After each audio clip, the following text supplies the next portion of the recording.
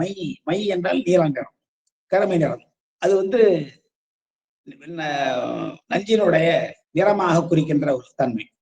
அப்படி மைஞீலத்து மணிகண்ட தம்மை வணங்கி, அப்படிப்பட்ட அழகான கழுத்தை உடையவராகிய பெருமானை வணங்கி மகிழ் சிறந்து, பெருமானை வணங்கியதனாலே ஏற்படுகிற மகிழ்ச்சி, அதனாலே சிறந்து விளங்குகிறார் நம்முடைய திருநாவுக்கரசர் என்றால், பெருமானை வழிபாடு செய்கிற பொழுது நம்முடைய உள்ளத்தில் மகிழ்வு வர வேண்டும்.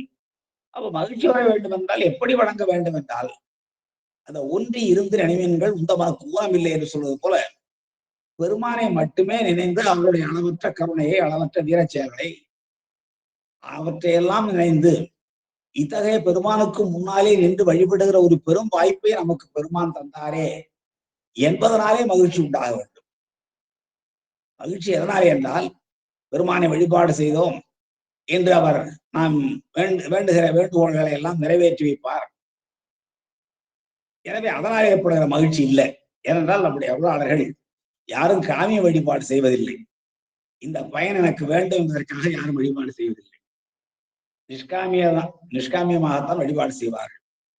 அந்த வகையில இவரும் மகிழ்ந்து விளங்குகிறார் என்றால், பெருமானை வழிபாடு செய்வதற்கு பிறகு வணங்கி மகிழ்கிறார் என்றால், இவர் பைநீலிக்கு வருகிற வழியிலேயே இவருடைய வருத்தத்தையும் இழைப்பையும் பசியையும் வேட்கையையும் போக்குவதற்காக பெருமான் ஒரு திருக்குளத்தை அமைத்துக் கொண்டு, ஒரு சோலை அமைத்துக் கொண்டு, பொதிசோர் வைத்துக் கொண்டு அமர்ந்திருந்த அந்த கருணையை நினைக்கிற பொழுது, பெருமானுடைய அளவற்ற கருணை நினைக்கிற பொழுது அவருடைய உள்ள மகிழார். அவரை நேரே பார்க்கிறார். மைநீலத்து மணிகண்ட தம்மை வணங்கி மகிழ்ச்சியினாலே சிறந்து, மெய் நீர்மையினில் அன்புருக. மெய் நீர்மை, மெய் நீர்மைதான், நீர்மை தன்மை அர்த்தம். இங்கேயும் அந்த ஞ என்ற எழுத்து நகரத்துக்கு போலியாக வந்திருக்கிறது. ந என்ற எழுத்துக்கு போலியாக வந்திருக்கிறது. ந என்பது தன்னகரம், நனவுன்னு சொல்றீங்களா, அந்த ந. அதுபோல மெய் நீர்மையின் இருந்த உண்மையான தன்மையோடு அன்பு உருக, உள்ளிருந்து இந்த காதலாகி கசிந்து கண்ணீர் மல்கிறதா அன்பு உருக விரும்பும் தமிழ் மாலைகள் பாடி, அப்படியே அவருடைய உள்ளத்தில் அன்பு பெருக பெருக தமிழ் மாலைகள் பாடத் தொடங்கினார். பெருமானை தோத்தரித்து பாடத் தொடங்கினார். தமிழ் மாலைகள் பாடினார் என்று சொல்றார். ஒருவேளை அந்த பதிகத்தில் இருக்கிற ஒவ்வொரு பாடலையும் மாலையாக கொள்வதா அல்லது பல பதிகங்கள் பாடினாரா நமக்கு தெரியவில்லை. ஆனால் கிடைத்திருக்கிறது ஒரே ஒரு பதிகம்தான். நம்முடைய அம்மையார் அவர்கள் சற்று முன் விண்ணப்பம் செய்த அந்த பதிகம் தான் கிடைத்திருக்கிறது. அப்போ மெய்யீர்மையினில் அன்புருக விரும்பும் தமிழ் மாலைகள் பாடி, இது இறைவன் விரும்புகின்ற தமிழ் மாலை. ஏன்னா பின்னாடி நிறைய இடத்துல பார்த்துருக்கோம். ஏன் நீ கையிலைக்கு போகாம தடுத்த இல்லைங்களா? அப்ப பாக்குறப்போ நீ இன்னும் சொற்றமிழாலே என்னை பாட வேண்டும். பெருமான் விரும்புவது அர்ச்சனை பாட்டையாகும் நம்பியார் ஒருத்தர். தன்னை புகழ்ந்து பாடுவது அவருக்கு மகிழ்ச்சி தரும் என்றால், விரும்புகிறார் என்றால், அது பெருமான் ஏதாவது ஒரு ஆசை வைத்திருக்கிறாரா என்றால் நிச்சயமாக இல்லை. அவர் வேண்டுதல் வேண்டாமைகிறான்.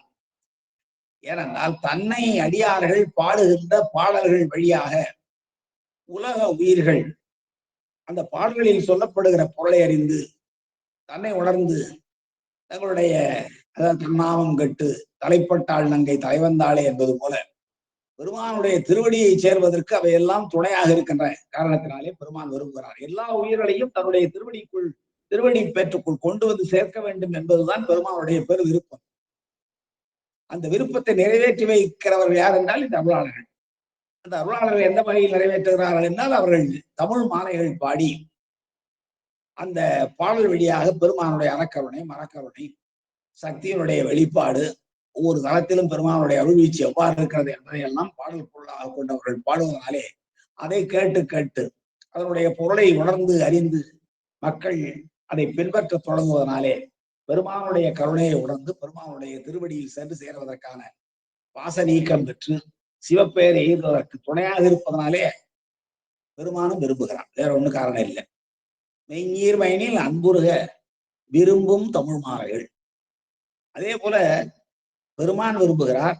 பெருமான் மட்டுமல்ல, தன்னுடைய நன்றியை புலப்படுத்துகிற வகையில் தான் விரும்புகின்ற பாடல், தான் விரும்புகிற பதிகம் பாடுகிறார். பெருமான் விரும்புகிற வகையில் பதிகம் பாடுகிறார். பெருமானுக்கும் நாவுக்கரச பெருமானுக்கும் இருக்கிற தொடர்பை உலகத்தில் உள்ள அடியார்கள் அறிந்து உய்வதற்கு அவர்கள் விரும்புகிற வகையிலே பாடுகிறார்.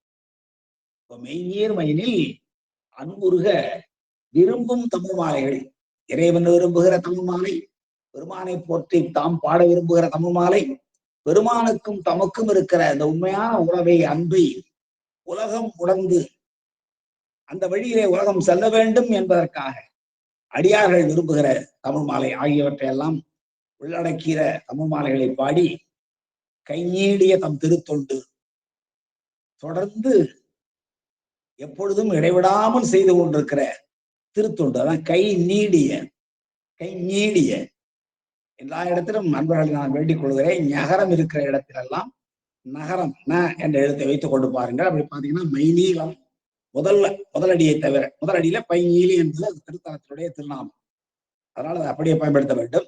அடுத்து மைநீளம் என்பதை மைநீளம் என்றும், அடுத்த வரியில் மெய் நீர்மை என்றும், ஈற்றடியிலே கை நீடிய என்றால் என்றும் விடாது தொடர்ந்து. இந்த நீடுதல் என்றால் அதான், எந்த திருத்தலத்துக்கு போனாலும் வாய் தேவாரம் பாடும், கை உழவாரம் செய்யும் அல்லவா. அதனாலே அந்த திருத்தொண்டை விடாது செய்து கொண்டிருக்கிற நிலையில் அந்த திருத்தலத்திலேயும் திருத்தொண்டு செய்து காதல் உடன் இருந்தார். காதல் என்றால் அன்பு என்பது பொருள். பெருமானிடத்து கொண்ட அளவற்ற அன்போடு அந்த திருத்தலத்திலே நம்முடைய நாவுக்கரசு பெருமான் எழுந்தருளி இருக்கிறார் என்பது இந்த பாடலுடைய பொருள். இப்போ அடுத்து என்ன ஆகுதுன்னு கேட்டீங்கன்னா, இந்த தலத்தை முடித்துக் கொண்டு அவர் நடுநாடு தொண்டை நாடு அப்படி போக கைலை வரை அவர் பயணத்தை தொடங்க இருக்கிறார். இப்போ காவிரி வடகரை தலத்தினுடைய 62வது தலம் இந்த இப்ப நான் பார்த்த இந்த பைஞ்சீலி. அடுத்து திரு ஈங்கோய் மலையை 63வது தலம், இதோடு முடிவு போய் வடகரை தலம். இந்த வடகரை தலத்துல நம்முடைய ஞானசம்பந்த பெருமான் ஈங்கோய் மலையை பாடி முடிச்சதுக்கு பிறகு நேரா இது போயிடுவார். அடுத்த தலமாக கொங்கு நாட்டு தலம் திரு கொடிமாட செங்குன்றூர் போய்விடுவார். அதே போல நம்முடைய ஆளுடைய நம்பி சுந்தரமூர் சுவாமிகளும் இந்த ஈங்கோய் மலையை முடித்ததுக்கு பிறகு பாண்டி கொடுமுடி சென்று விடுவார். அடுத்த அவர்கள் கொங்கு நாட்டு தலம் பயணம் சென்று விடுவார்கள். ஆனால் இங்க நம்முடைய நாவுக்கரச பெருமான் இந்த காவிரி வடகரையும் தென்கரையும் தானே மாறி மாறி போனார். நம்ம சில நாட்களாக பார்த்து கொண்டு வருகிறோம். அவ்வாறு இந்த திருப்பைஞலியை வழிபாடு செய்ததற்கு பிறகு வடதிசை நோக்கி பயணம் தொடங்கிய மற்றவர்களெல்லாம் மேற்க போறாங்க. ஆனால் இவர் மட்டும் வடதிசை நோக்கி பயணம் தொடங்குகிறார். அவ்வாறு நாடுகளையும் மலைகளையும் கடந்து சென்று திருவண்ணாமலைக்கு சென்று விடுகிறார் என்று நாம் அடுத்த பாடலிலே பார்க்க இருக்கிறோம். எனவே அதற்கு முன்பாக, திருவண்ணாமலைக்கு செல்வதற்கு முன்பாக, அவர் வடதிசை பயணத்தை தொடங்குவதற்கு முன்பாக இங்க திருப்பைஞலியிலே இவர் பாடியிருக்கின்ற ஒரு பதிகத்தை நாம் பார்த்துவிட்டு நாம் அவரோடு பயணத்தை தொடரலாம்.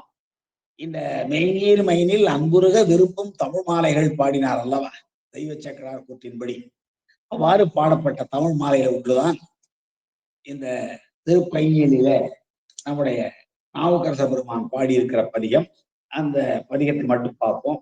அது 5ஆம் திருமுறையில் 41வது பதிகம்.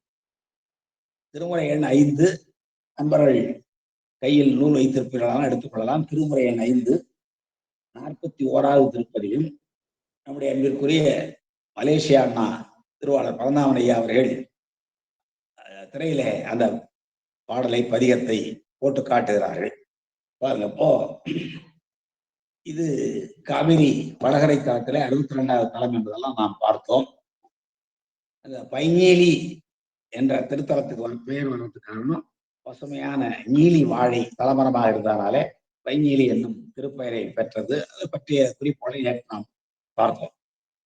இந்த தலம் நம்முடைய தேவார மூவரும் பாடிய சிறப்புடைய தலம். சுந்தரமூர் சுவாமிகள் அரணைய விடங்கரைன்னு சொல்லி அகப்பொருள் துறையில ரொம்ப அருமையான ஒரு பதியம் பாடியிருக்கிறார். ஒரே ஒரு பாடலை நாம் பின்னாடி பார்க்கலாத. நம்பியார் ஒருவர் பைஞேலி சென்ற பொழுது கௌசிக பண்ணில ஒரு பாடல், கொல்லிப்பண்ணில ஒரு பாடல் பாடியிருப்பார், ஒரு பதிகம். ஆரணிய விளங்குறேன்னு சொல்லி மௌனமாக அமைந்திருக்கிற ஒரு பதியம், அகப்பொருள் துறை அமைந்த பதியம்.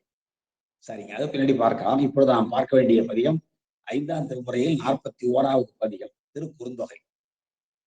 உடையர் கோவணம் ஒன்றும் குறைவிலர், படைகொள் பாரிடம் சூழ்ந்த பை நீலியார், சடையின் கங்கை தரித்த சதுரரை அடைய வல்லவர்க்கு இல்லை அவலமே.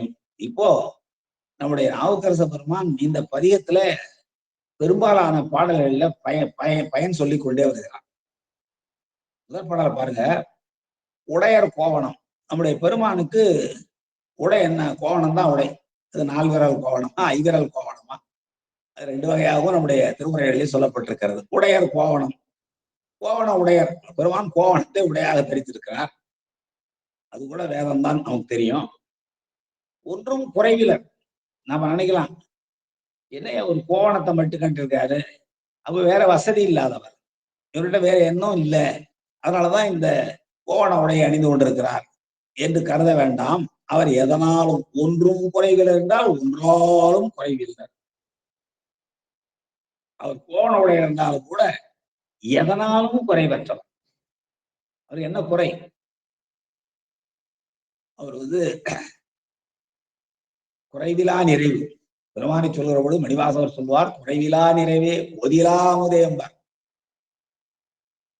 பார்க்கடல்ல தோன்றிய அமுதல கூட குறை இருக்கிறது. ஏனென்றால் நஞ்சு வந்ததற்கு பின்னாலேதான் அங்கே அமுதம் வந்தது. ஆனால் நம்முடைய பெருமான் குறைவிலா நிறைவு கோதிலா அமுது, எந்த குற்றமும் இல்லாத அமுதம் போல்வார். சரி, உடையர் கோவணம் ஒன்றும் குறைவிலர், படைகொள் பாரிடம் சூழ்ந்த பைங்கேலியார். பைங்கேலியார் எப்படி இருக்கிறார்னா, பாரிடம் படையாக கொண்டு, பாரிடம்னா பூதங்கள், பூதகணங்களையே படையாக சூழ பைங்கேலியார் வழங்குகிறார். சடையில் கங்கை தரித்த சதுரன், தன்னுடைய சடாமுடியில கங்கையை தரித்திருக்கிறார். இது எல்லா இடத்துலயும் நம்ம பாக்குறதானே. ஆனா இங்க என்ன சொல்றாரு நம்முடைய நாவுக்கரசு பெருமான்? சடையில் கங்கையை தரித்தவரை சதுரர் என்கிறார். சதுரப்பாடி மிக்கவர், ஆற்றல் மிக்கவர், கெட்டிக்காரர் என்கிறார். எப்படி என்றால், இந்த உலகத்தையே அழிப்பது போல் வந்தது கங்கை. அது நமக்கு எல்லாருக்கும் தெரியும். இந்த பூமியே அழிப்பது போல் வந்த கங்கையை, பெருவெள்ள பெருக்கெடுத்து வந்த கங்கையை பனித்துளி போல ஒரு சடமுடியில நிறுத்தினார். நம்ம அடிக்கடி நான் சொல்லுவேன் உங்களுக்கு, குளிருக்கு வள்ளுவர் தேவாரத்துல கடுத்து வரும் கங்கை தானே, கடுத்து வரும் கங்கை. அதான் என்னுடைய சதுரப்பாட்டுக்கு என்ன காரணம் என்றால், மிக வேகமாக இந்த உலகத்தையே அழிப்பது போல பெருவெள்ளமாக வந்த அந்த கங்கை தானே, கமல் ஷடை ஒன்று ஆடாமே தடுத்தவர் பெருமானார் என்று பாடுவார் நம்முடைய ஞானசம்பந்த பெருமான் குளிருக்கு வள்ளுவர். அப்படி செய்தமையினாலேதான் அவரை சதுரர், வல்லவர், கெட்டிக்காரர், சதுரப்பாடுடையவர் என்று நாவுக்கரச பெருமான் சொல்கிறார். சடையில் கங்கை தரித்த சதுரரை அடைய வல்லவர்க்கு, பெருமானை அடைய வல்லவர்க்கு அவலமே இல்லை, இல்லை அவலமே. இதுல என்னன்னாங்க, என்ன பெருமானை அடையிற என்ன பெரிய கடினமான வேலையா? பெருமானை அடைஞ்சிடுறோம், எனக்கு அவலம் இல்லாம போக வேண்டியதானே என்றால், அடைவது ஒண்ணும் அவ்வளவு சாதாரண வேலை இல்லை. பெருமானை அடைவது என்பது அவ்வளவு எளிதான காரியமா? உண்மையிலே அடியாராக இருந்தால் அவரே வருவார். எத்துடையும் அரியை நீ எளிய யானாய், எத்துடையும் அரியை நீ எளிய யானாய் என்றால் அந்த அளவுக்கு அன்போடு விளங்க வேண்டும், அடிமைத்தனத்தில் சிறந்து விளங்க வேண்டும், சிவப்பற்றில் சிறந்து விளங்க வேண்டும். அப்படி இருப்பவர்களுக்கு பெருமான் எளியராக வருவார். இங்க அடைய வல்லவருக்கு என்றால், பெருமான் ஏன் வல்லவர் என்று சொன்னார்? அடைவார்க்குன்னு போட்டுடலாமே என்றால், அடைமை, அடைதல், பெருமானுடைய திருவடி சிந்தனை அடைதல், பெருமானை பற்றி நினைவுகொள்ளுதல் என்பது அது மிகப்பெரிய வலிமை வேண்டும். எல்லாரும் முடியாது. மிக கடினமாக முயன்றுதான் பெருமானுடைய திருவுருளை பெற நாம் முயல முடியும். அடைய வல்லவருக்கு இல்லை அவலமே, அவலம் துன்பமே இல்லை, துன்பமே இல்லை, துன்பமே என்னாலும் துன்பம் இல்லை என்றார். அவர் அடைய வல்லவர். நாவுக்கரச பெருமான் எப்போ சூலை மடுத்து ஆழ்வம் என்று பெருமானாலே ஆட்கொள்ள பெற்றாரோ, அதற்கு பிறகு எந்த செயலையும் தன் செயலாக கருதாமல் எல்லாம் பெருமான் செயல்தான் என்று கருதினார். அதனாலேதான் மன்னன் ஆட்களை அனுப்பி அவரை அழைத்து வரச் செய்த பொழுது நாமார்க்கும் குடியல்லோம் நமனேஞ்சோம் ஏமாப்போம் குடியறியோம் என்ற அந்த உறுதிப்பாடோடு அவர் பாட முடிந்தது. காரணம் என்ன? இது என்ன செயல் எதுவும் என்ன இல்லை, எல்லாம் பெருமான் பார்த்துக்கிறார். அதனாலேதான் அவரை கல்லறை நீற்றறையில் இட்ட பொழுதும், நஞ்சு ஊட்டிய பொழுதும், யானை விட்டு இடமுயர்ந்த பொழுதும், கல்லில் கட்டி கடலில் போட்ட பொழுதும் எல்லாம் பெருமான் செயல் என்று கருதியதாலேதான் அவராலே வெல்ல முடிந்தது. அஞ்செழுத்தை நெஞ்செழுத்தி அவர் சொன்னார். உணர்வு பூர்வமாக உணர்த்தினார். சொற்றுணை வேதியன் சோதிவானவன் ஒற்றுணை திருந்தடி பொருந்த கைதுள்ள கற்றுணை பூட்டியோர் கடலில் பாய்ச்சினும் நற்றுணையாவது அமைச்சிவாயோ என்பதை வெறும் மனப்பாட பாடலாக அவர் கருதி சொல்லவில்லை. அந்த வேதியன் அவன் சோதிவானவன் உள்ளத்தில பார்க்கிறார். அப்படி ஏன்னா நீங்கள் கற்றுணை பூட்டி ஒரு கடலில் பாய்ச்சுங்கள், கவலை இல்லை. நான் எப்பொழுதும் பொற்றுணை திருந்தடி பொருந்த கைது விடுவோம். எனவே எனக்கு நல்ல துணையாக நமச்சிவாயம் அமையும் என்று அந்த உறுதிப்பாடு, அந்த வல்லமை இருந்ததனாலேதான் பெருமானை அவராலே அடைய முடிந்தது. அதான் அடைய வல்லவர்.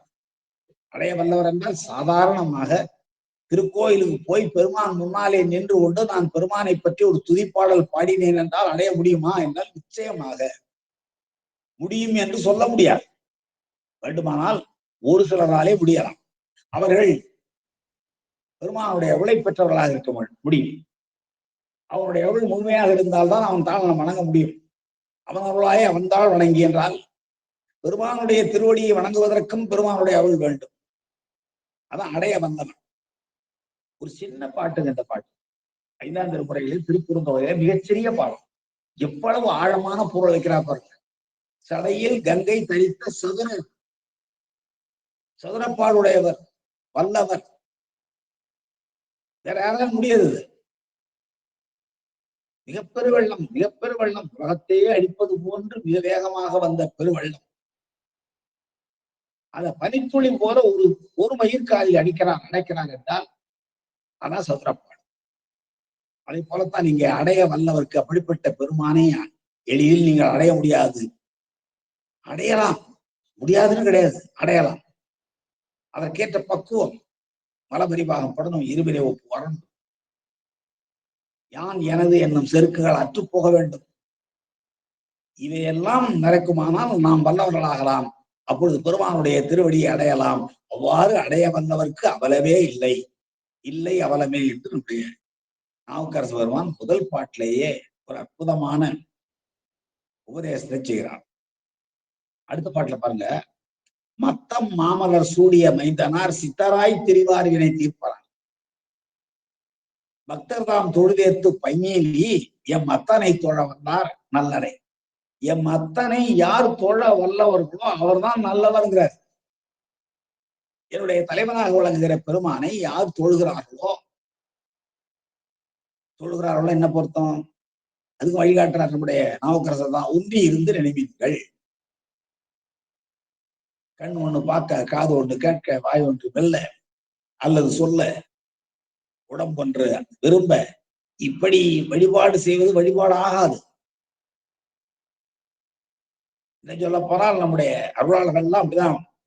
நடராஜ பெருமானுக்கு முன்னாலே நின்று கொண்டிருக்கிற அப்பர் சுவாமிகளுடைய உடம்பு விழுது எழுதும்பர். அவருடைய உணர்வே அங்க இல்லை. அது போலதான் ஞானசம்பந்த பெருமான் பார்க்கிற பொழுது அந்த ஐம்பொறி அளவினும் எளிவன ஒளிவைந்தான். சிவபோகம் 10வது நிலை, தசகாரியத்துல 10வது நிலை சிவபோகம். அந்த 10வது நிலைய ஐம்பொறி அளவினும் எளிவர எனக்கு அருளினாய் என்று ஞானசம்பந்தர் சொல்லுவார். இங்க நம்முடைய சுந்தரமூர்த்தி சுவாமிகளை கேட்டா அவர் சொல்லுவார், இங்க ஒன்னொன்னும் பெயர்ந்து போகிற புலன்கள், ஒரு வழி ஒன்று போன வழியில் இன்னொன்று செல்லாது. அப்படி பெயர்ந்து போகிற 5 பேர் அறிவும் கண்களே கொள்ள. அந்த நான் பார்க்கிற பொழுது என்னுடைய கண்கள் மட்டும்தான், பிற பொறிகள் என்ன ஆகின, புலன்கள் என்ன எனக்கு தெரியல என்று அவர் உணர்ந்த நிலையை காட்டுகிறார். அது போல இவர் நம்முடைய மணிவாசக பெருமான் அவர் பற்றி கேட்கவே வேண்டாம். அணிகொள்தில்லை கண்டேனே நாடகத்தால் உன்னடியார் போல் நடித்து நான் நடுவே விடகத்தை பொதிடுவார் மிக பெரிதும் விளைகின்றேன் அழகச்சியில் மடிக்கொண்டேன் இடையரான் உனக்கு என் ஊடகத்தை தந்து அருள் என்று வேண்டிக் கொள்கிறார். நேரடியா பேசுறாங்க சாமி கிட்ட. எதனால முடிஞ்சதுன்றா அந்த வல்லமை. அதான் இங்கே மத்தம் மாமலர் சூடிய மைந்தனார். இது அடையாளம், பெருமானுடைய அடையாளம். ஊமத்த மலரையும் பிற பெரிய பெருமைக்குரிய மலர்களையும் தன்னுடைய சடாமுடியிலே சூடி இருக்கிற மைந்தன், வலிமையுடையவர். பெருமானுடைய சடாமுடியில் அணிந்திருக்கிற மலர்கள்லாம் பார்த்தா நாம எல்லாம் விரக்கிய மலர்கள் தான் அவர் அணிந்திருக்கிறார். ஊமத்த மலரையும் பொக்கியரையும், தும்பை கூட யாரும் அணிவதில்லை. தும்பை மலரையும் அது ஒரு அடியாருடைய வேண்டுகோளுக்காக அறிகிறார். இப்படி அவர் அணிந்திருக்கிற கொன்றை மலரை தவிர, கொன்றை மலர் பெருமான் அணிவதை வேற யாரும் அணிவதில்லை, அணிவதற்குரிய உரிமை இல்லை. அது பிரணவ புஷ்பம். அது அவர் இப்படி நிறைய மலர் அணிந்திருக்கிறாங்க. அதான் சொல்றாரு, மொத்தம் ஊமத்த மலரை யாரும் அணியணும். ஊமத்தம் மலரையும் மற்ற பெருமைக்குரிய மலர்களையும் சூடிய வலிமையுடையவனாய் நம்முடைய பெருமான் சித்தராய் திரிவார் வினைத்திருப்பார். யாரு சித்தத்துள் பெருமானையே வைத்துக் கொண்டு திரிகிறார்களோ அவர்களுடைய வினையை தீர்ப்பார். சித்தத்தை சிவன்பாலே வைத்தார்க்கும் அடியேன் பாடுவார் நம்மால் நபியா. சித்தம் சிவமாக்கி செய்தனவே தவமாக்கும் அத்தன். சித்தம் சிவமாக்கி செய்தனவே தவமாக்கும் அத்தன். அது பாருங்க, பெருமான் தான் செய்ய முடியாத, வேற யாரும் செய்ய முடியாது. செய்தனவே தவமாக்கும்னா தவம்னா என்ன? சரிய கிரிய யோகம். சித்தத்தை சிவமாக்கினால்தான் நாம் செய்தனவே தவமாக்கலாம். அதையும் பெருமான் தான் செய்கிறார். அப்படி சித்தராய் தெரிவார் வினை தீர்ப்பார். யாரு இப்படி சித்தத்துக்குள் பெருமானை நிலைவர வச்சு கொண்டு திரிகிறார்களோ, பித்து பிடித்து பிதற்றி திரிகிறார்களோ அவர்களுடைய வினையெல்லாம் தீர்ப்பார். இது ஒரு பொருள். இன்னொரு பொருள் சொல்றாங்க, மத்த மாமலர் சூடிய மைந்தனார் சித்தராய் திரிவார். அவரு பல இடங்கள்ல சித்தரா வந்திருக்கிறார்ல, எல்லாம் வல்ல சித்தரா எல்லாம் வந்திருக்கிறார்ல. பொன்னனையாள் வீட்டுக்கு வந்து அங்க இருந்த உலோகத்தை எல்லாம் பொன்னாக மாற்றினார்ல, அந்த சித்து வேலைகள் பலவற்றை செய்தார் அல்லவா. அப்படி சித்தராய் திரிவாராகிய சிவபெருமான் வினைகளை எல்லாம் தீர்ப்பார். ஆன்மாக்களுடைய வினைகளை எல்லாம் தீர்த்து வாச நீக்கம் செய்து சிவப்பேரை இதை செய்வார் என்று இன்னொரு பொருள். அப்புறம் பக்தர் தான் தொழுதேத்து பைங்கிலி, பக்தர்களெல்லாம் சேர்ந்து தொழுது போற்றுகின்ற பைங்கிலி என்னும் திருத்தலத்தில் எழுந்தருளிருக்கிற எம் அத்தனை, எம்முடைய தலைவனை தொழ வல்லவர் நல்லவர். யார் நல்லவர்கள் என்று கேட்டால், நாவுக்கரசரை போய் யார் யார் நல்லவர் கேட்டா, பெருமானை யார் தொழ வல்லவர்களோ, ஒன்றி இருந்து யார் நினைக்க வல்லவர்களோ, புற சிந்தனைகள் ஏதும் இன்றி திருவடி சிந்தனை மட்டுமே உடையவர்களாக யார் இருக்கிறார்களோ அவர்கள் தான் நல்லவர்கள்ங்கிறார். அதான் அத்தனை தொழ வல்லவர் நல்லரே. வல்லவர் என்றால் சாதாரண விஷயம் இல்லை. ஞானசம்பந்த பெருமான் வல்லார் நல்லார் நிறைய இடத்துல பாடுவார். எல்லாத்துக்கும் என்ன பொருள்னா, கேட்டல் வல்லார், பாடல் வல்லார், சிந்திக்க வல்லார், தெளிதல் வல்லார், உணர்தல் வல்லார் என்றெல்லாம் நாம் கொள்ள வேண்டும். அப்படிப்பட்ட வல்லமை உடையவர்கள் தான் நல்லவர் என்கிறார் நம்முடைய நாவுக்கரசர். சரி, அடுத்த 3வது பாடல். இது சிறிய சிறு குறுந்தொகையாக இருந்தாலும் ஒவ்வொரு பாடலும் ஆழமான பாடல்கள். விழுது சூரத்தன் வெண்மழு வாழ்படை கழுது நஞ்சிருள் காட்டகத்தாடலாம் பழுது ஒன்றின்றி பையிலி பரமனை தொழுது செல்பவர்கள் வினை தூளியே. போன பாட்டுல சொன்னாரு, சித்தராய் திரிவார் வினை தீர்ப்பார். யாரெல்லாம் பெருமானை தன்னுடைய சித்தத்துக்குள் வைத்து தெரிந்து கொண்டிருக்கிறார்களோ, பிதற்றி கொண்டிருக்கிறார்களோ அவர்களுடைய வினையெல்லாம் தீர்ப்பார்னு சொல்றார். அந்த வினை பெருமான் தீர்க்கிற பொழுது எப்படி தூசியாக ஓடி விடுகிறது என்ற கருத்தை இந்த பாட்டுல சொல்றாரு பாருங்க. விழுது சூலத்தன், பெருமான் கையில ஒரு சூலம் இருக்கு. அந்த சூலம் விழுது என்றால் மனம் பொருந்தியதாக இருக்கிறது. யாரையாவது குத்தி எழுந்ததுனால மனம் பொருந்தியதாக இருக்குது. பெருமானை யாரையும் குத்துறது இல்லை. இந்த ஒரே ஒரு செயலை தவிர, அந்தகனை குத்தியதை தவிர. அதனால இது நலம் படித்திருக்கிறது. ஏல்னா அப்படி இருக்கணும், வில்லுனா அப்படி இருக்கணும். நம்முடைய அதியமான் போர்க்கள கொட்டில பார்த்த ஔவையார் தொண்டைமான்கிட்ட வந்து சொல்வார். தொண்டைமான் தான் காட்டுவான் தன்னுடைய போர்க்கள கொட்டில. தொண்டைமானுக்கு அதியமானுக்கும் போர் வரப்போகிறது. அப்பொழுது தொண்டைமான் தன்னுடைய போர்க்கள குட்டியை கொண்டு போய் காட்டுவான். இதெல்லாம் வேற்படை, இதெல்லாம் விற்படை, இதெல்லாம் குந்தம், இதெல்லாம் கோடலி என்று ஒரு பெரிய கொட்டில் முழுவதும் படைக்கலங்களை காட்டுவான். அதெல்லாம் வேடிக்கையா பார்த்துட்டே வந்த அம்மா அவங்ககிட்ட சொன்னோம், நீ போற நிறுத்திடுறா, அதான் அவனுக்கு நல்லதுன்னு சொல்லல. சொல்லாம புரிய வச்சா பாருங்க. அருமையான பாடம், எல்லாருக்கும் நம்ம அன்பர்களுக்கு தெரிந்திருக்கும். இதே பீலி அணிந்து மாலை சூட்டி, பீலி அணிந்து மாலை சூட்டி நெய்யுடை நோன்காளனவே அவ்வே பகைவர் குத்தி கோடு நுனி சிதைந்து கொல்லர் உரைக்காலத்தனவே. வேற ஒண்ணு சொல்லீங்க, இவ்வளவுதான் சொன்னா அவன் போற நிறுத்திட்டான். இதுல என்ன செய்தி இருக்கு?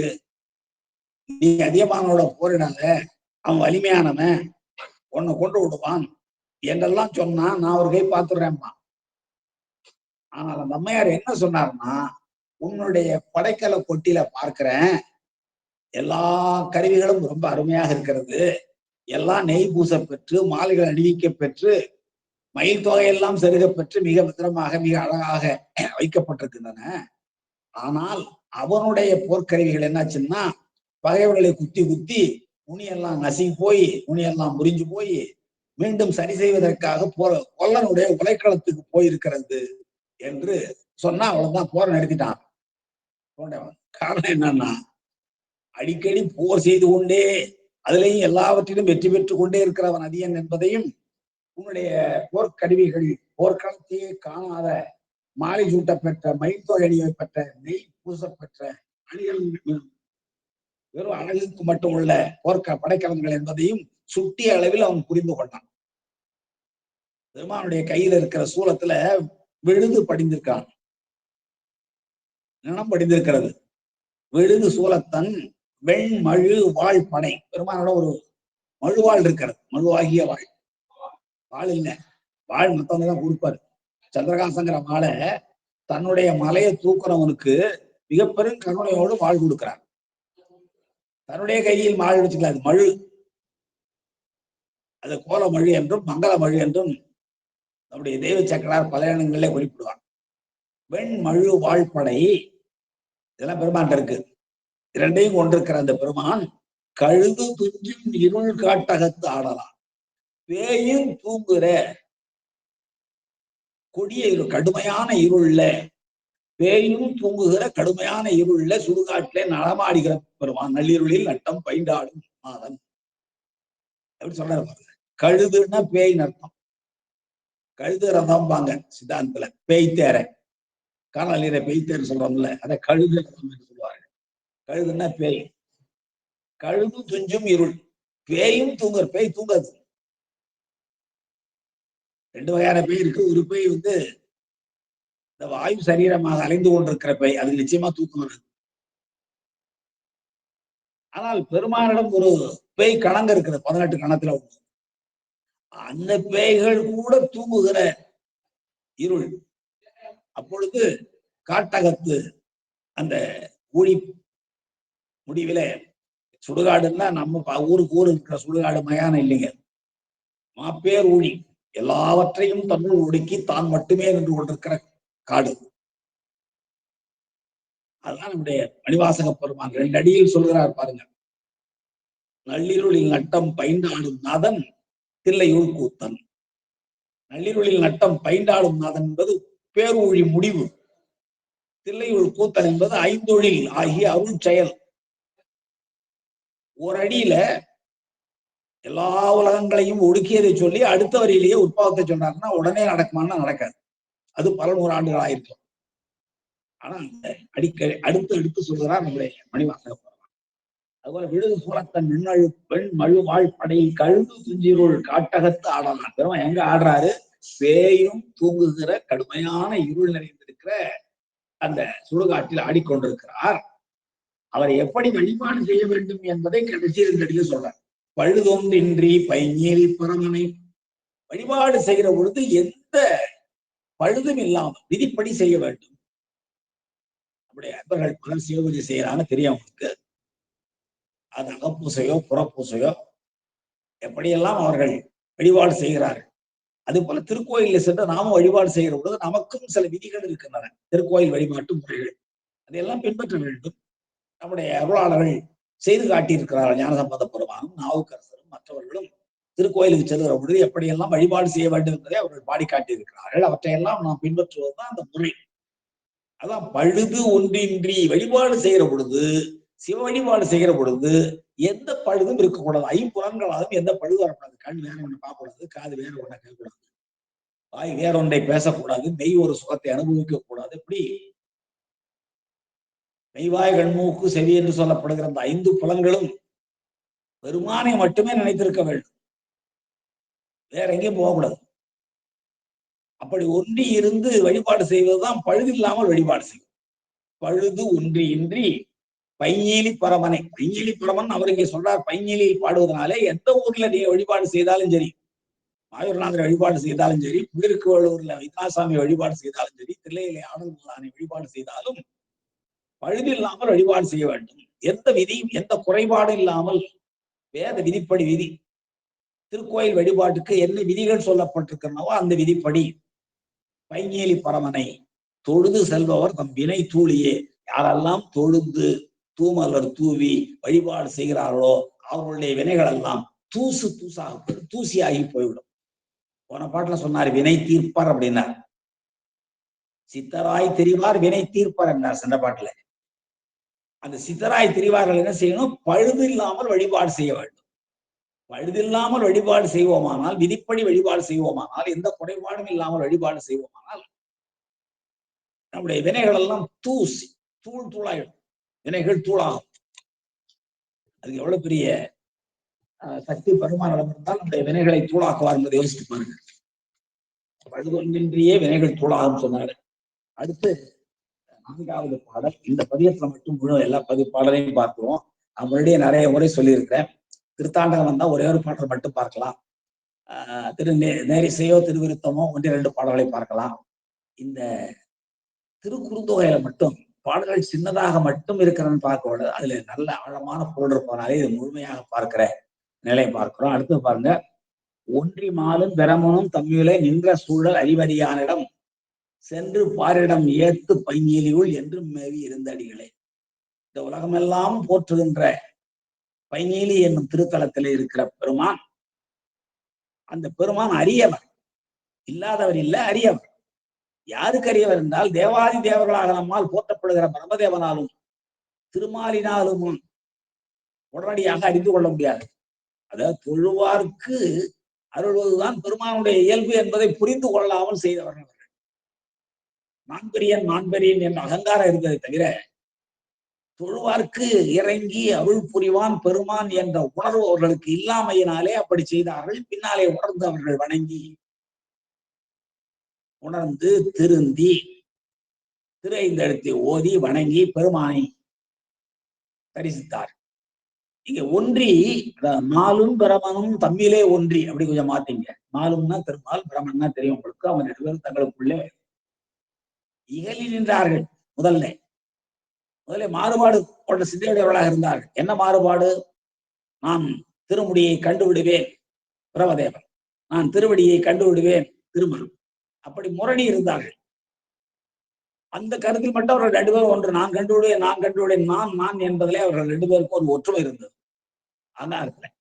அவ்வாறு தம்மிலே ஒன்றி நின்ற சூழல், அப்படிப்பட்ட சூழலில் என்னால் முடியும் என்னால் முடியும் என்று அவர்கள் நின்ற சூழல். அந்த இடத்துல எங்கே அகங்காரம்.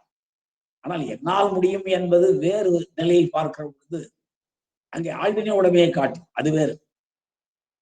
ஆனால் இங்கே பெருமானுக்கு முன்னாலே நின்ற சூழல், இவர்கள் 2 பேரும் இந்த சூழல் இருக்கிறார்கள், எங்களால் முடியும் சொல்லி. அப்பொழுதுதான் நாம் அறிவறியானாக, அறிவதற்கு அரியனாக பெருமான் விளங்குகிறார். அந்த பெருமான் எங்கே இருக்கிறார்? பைஞிலியுள் என்றும் மேவி இருந்த அடிகளவர். திருப்பைஞிலி என்னும் திருத்தலத்தில் எக்காலத்திலும் திரும்பி பொருந்தி இருக்கிற அடிகள். அந்த திருப்பைஞிலி என்பது பாரிடம் ஏத்துகின்ற, பாருன்னா இந்த இடத்துல உலகம் முழுவதும் போற்றுகின்ற திருப்பைஞிலியில் எழுந்தருள் இருக்கிற இறைவன் அறிவறியான். அறிவதற்கரியவன். யாராலே அறிவதற்கரியவன்? தங்களுக்குள் மாறுபாடு கொண்ட பிரமதேவனும் மாலும் திருமுடியை கண்டுவிடுவேன், திருவடியை கண்டுவிடுவேன் என்ற அகங்காரத்தோடு, ஆணவத்தோடு, யான் எனது என்னும் செருக்கோடு, இந்த ரெண்டும் அற்று போச்சுன்னா எங்க போலாங்க? யான் எனது என்னும் செருக்கறுப்பான் வானோருக்கும் உயர்ந்த உலகம் போகும். வானோர் என்பது தேவர்கள் வாழ்கிற இடம். அது சும்மா பசுக்குட்டியை செஞ்சாலே போயிடலாம். அந்த வானோருக்கும் உயர்ந்த இடம் பெருமான் எழுந்தருள் இருக்கிற சிவலோகம். முதல்ல சிவலோகம் போக வேண்டும். அடுத்ததுதான் அங்கே போய் சாரூப சாமீப சாயுச்சிய நிலை, சாலோக சாமீப சாரூப சாயுச்சிய நிலை. முதலில் சாலோகம். இந்த சடியை தொண்டு செய்தாலே சாலோகம் போகலான்னு சொல்லுவாங்க. வெறும் சடியை தொண்டு செஞ்சா கொண்டு போய் விட்டுறாரு சாமி என்றால் இல்ல, அதுக்கு இப்படிப்பட்ட பக்குவம் எல்லாம் வந்தாக வேண்டும். பழுது ஒன்றின்றி பையேலி பரமனை தொழுது செல்ல வேண்டும். அப்படி அதோடு மட்டுமல்லாமல் யான் எனது என்னும் செருக்கறுக்க வேண்டும் என்பதற்கு இவர்களுடைய பிரமதேவனுடைய திருமாலினுடைய அகங்காரம், அவருடைய யான் எனது என்னும் செருக்கு ஒரு காரணம். அதனாலே அறிவறியார் ஆகிறார் பெருமான். அப்போ அவர்களுக்கு அறிவறியாராக இருக்கிற பெருமான் எத்தனையும் அரியை நீ எளியானா எனையாண்டு உண்டரங்கு ஏன்று கொண்டாய் என்றால், அரியவராக விளங்குகிற பெருமான் எனை ஆட்கொண்டு இறங்கி ஏற்றுக்கொண்டார் என்றால், இங்கே இந்த யான் எனது என்னும் செருக்கெல்லாம் அற்று போய் அந்த பசுபோதம் எல்லாம் நீங்கி எல்லாம் பதிபோதமாக ஆனதற்கு பிறகுதான் அந்த நிலை வரும். அது போல வாரிடம் இந்த உலகமே ஏற்றுகின்ற பையலியுள் என்று மேவி இருந்த அடிகள் அந்த ரெண்டு பேருக்கும் அவர்கள் என்ற சூழலே அறிவதற்கரியானாக இருந்தார். சரிங்க, அடுத்த பாருங்க. வேழத்தின் உரி போர்த்த விகிர்தனார். வேழத்தின் உரி போர்த்த விகிர்தனார். விகிர்தன்னா மாறுபாடுகளை தன்னகத்து கொண்டிருக்கிற தன்மையுடையவர். சேயாய் நனியானே என்பது போல. வேழத்தின் உரி போர்த்த, வேழம்னா உங்களுக்கு தெரியும், அந்த தாரகாவர முனிவர்கள் ஏவிய யானை. அதை உரித்து அதனுடைய தோலை போர்த்து கொண்ட விகிர்தனார். தாழச் செஞ்சடை மேல் பிறை வைத்தவர். தாழ்ந்து நீண்டு தொங்குகிற சிவந்த சடாமுடியின் மேலே பிறைச்சந்திரனை வைத்தவர். ஒரு பாடல்ல ஒரு அடியிலே மீமாஞ்சகருடைய அந்த செயல் வீழ்த்தப்படுகிறது. இறைவன் என்ற ஒருவன் தேவையில்லை, யாகாதி கர்மங்களே போதும் என்ற செருக்கு அடக்கப்படுகிறது முதல் அடியில. யானையை கிழிச்சார்னா யானையை உரிக்கிறார். யானை உரிப்பதன் வாயிலாக அந்த தார்காவன முனிவர்களுடைய செருக்கு அடிக்கப்படுகிறது. அதுபோல தாழ செஞ்சடை மேல் வைத்த பிறை வைத்தவர் தன்னுடைய திருவடிகளில் வீழ்ந்து வணங்கிய உடனே முழுமையாக தன்னை ஒப்படைத்துக் கொண்டான் சந்திரன். அவன் எவ்வளவு தவறு செய்தவனாக இருக்கலாம். அப்படி தவறு செய்தவனாக இருந்தாலும் முழுமையாக பெருமானிடம் தன்னை ஒப்படைத்துக் கொண்டதனாலே உலகமெல்லாம் தொடத்தக்க வகையில் தன்னுடைய தாய்மையை சூடிக்கொண்டான். அதான் தாழ செஞ்சடை தாழ அதன் மேலே பிறை வைத்தவர், திரைச்சந்திரனை சூடிக்கொண்டவர். அவர் எங்கே இருக்கிறார்? தாழை தன்பொழில் சூழ்ந்த பைங்கிலியார். தன்பொழில் குளிர்ச்சியான பொழில்கள், தாழை மடல்கள், தாழை மரங்கள் நிறைய வளர்ந்திருக்கிற இது திணை மயக்கம். ஏன்னா அது கடற்கரை பகுதி இல்லை, எல்லாரும் அங்கேயும் தாழை வளர்ந்திருக்கிறது என்றால் அதான் திணை மயக்கம்னு சொல்றோம். தாழை தன் பொழில், குளிர்ச்சியான பொழில் சூழ்ந்திருக்கிற, எங்கு பார்த்தாலும் பைங்கிலியை சூழ்ந்திருக்கிற அந்த திருத்தலம். தாழை தன்பொழில் சூழ் பையேலியார். பையேலி என்னும் திருத்தலத்தில் எழுந்தருளி இருக்கிற பெருமான் யாழின் பாட்டை உகந்த அடிகளே. யாழின் பாட்டை உகந்த, யாழ் என்பது இந்த இடத்துல வீணை கொள்ள வேண்டும். பெருங்கடல் மூடி பிரளயம் வருகிற பொழுது எல்லாருடைய கலையமரங்களையும் பெருமான் சூடிக்கொண்டு எம் இறை வீணை வாசிக்குமே என்று பாடுவார் நம்முடைய நாவுக்கரச பெருமான். எம் இறை வீணை வாசிக்கும். முதல் 3 அடிகள்ல இந்த மாப்பேர் ஒழியில் எல்லாவரையும் தன்னுள் ஒடுக்கி கொண்ட பெருமான் அந்த ஈற்றடியில் சொல்லுகிற பொழுது எம் இறை வீணை வாசிக்குமே என்றார். வீணை வாசித்தல் என்பது புனருப்பம். மீண்டும் தன்னால் ஒடுக்கி கொள்ளப்பட்டவற்றை மீண்டும் புனர் உப்போம் செய்தல். அதை யாழ். அதை இங்கே சொல்லப்படுகிற செய்தி.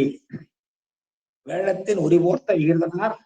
ஒவ்வொரு இடத்திலையும் பாருங்க, ஒரு சின்ன பாட்டுல எவ்வளவு புராண கருத்துக்களை வைக்கிறார்.